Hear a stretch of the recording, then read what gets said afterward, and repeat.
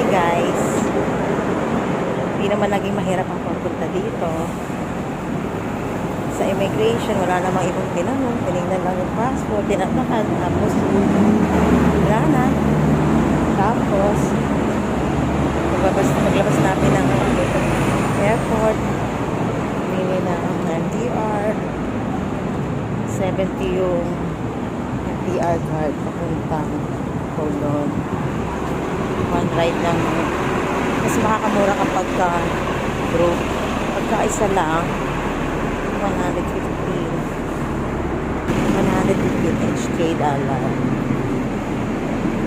Pero pagka group, kasi apat kami, so group siya. Naging 70 na lang ang isang MTR card.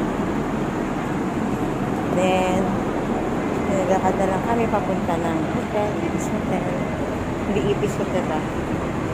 Ibis Hotel lang, parang din naman.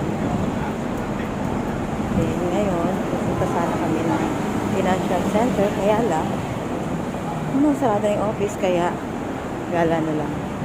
Hanap lang makakainan. Ayan ang mga kasama ko.